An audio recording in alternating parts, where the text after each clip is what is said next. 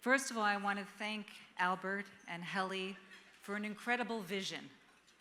Every one of you that are here because of a miracle that started with something small and built into a room like this. And who would have believed there was no coincidence? By the way, there's no coincidences in our newsroom that we would be in Maralago today, and what would we witness that President Trump would actually take action and state that he's going to take action against what's happening in Iran. Folks, it's extremely important to recognize the great people here from Israel, the political people who put their lives on the line every day. And boy, there are fights in that Knesset that we witness, but they cozy up when they get together. And at the end of the day, the blood is thicker than the water. What I want to share with you is that each one of you cannot be spectators. In our newsroom, we've been looking at Iran for almost 25 years. I have been interviewing anti-regime groups and into Iran for 15 years. And the importance of this is to tell you that as I spoke with these people again this week with a woman who I realized was a university professor, and she's on the streets and in the protests, is sitting and talking about a man that was blown up in homes by a grenade into remnants. There are thousands of people, and we do not know the numbers of how many that have been killed. There are maybe 10 to 20,000 that are wounded. This is not over. As we sit here, we have a piece on our site that we did that was investigative and extremely important of the Iraqi militias coming into Iran, being paid $600 a person.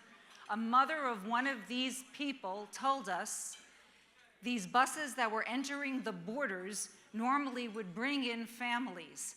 They were filled with men. The airlines in that area had extra flights going through into Iran. There are many things happening as we are witnessing the moments, the minutes of the changes that are occurring.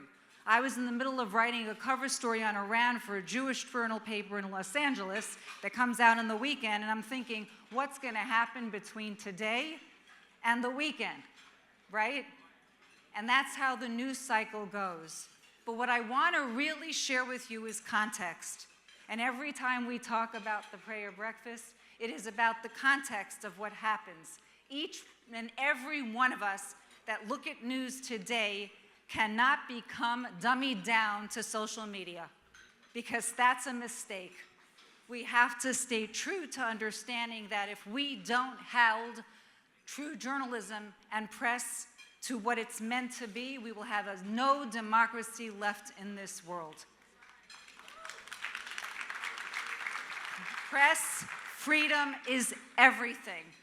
And if we look at the legacy media today, they are not doing their jobs. Where the heck is the UN, and why aren't they being called to respond to what's happening in Iran?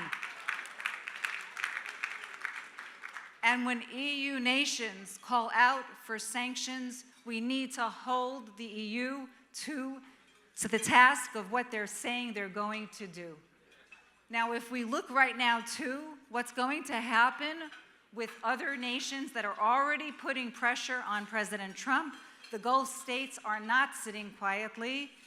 That's what I mean, minute by minute, and understanding the nuance of what's happening. The Ayatollah is one sharp snake, and we know that. And it's death to America, he has said, and he has said death to Israel. For how many years? He means what he says.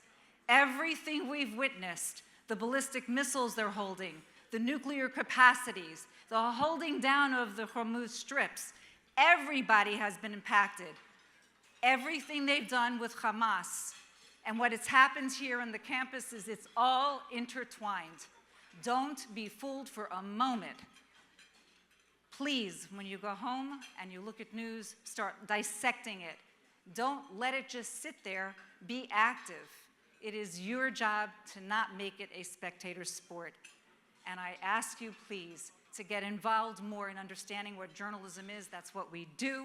We're a teaching agency. We train journalists. We've trained 100 journalists today that come to Israel, sit in the newsroom for 3 months, and then they go out into leading newsrooms. And I want to see hundreds and hundreds of those all over the world so that we can change the mess that we have today in media. Anyway, take care, everybody. Enjoy the rest of the evening. Thank you. Thank you, Felice. Marlin Stutzman is the host of this evening, well, this prayer breakfast, and he had to go back to the voting.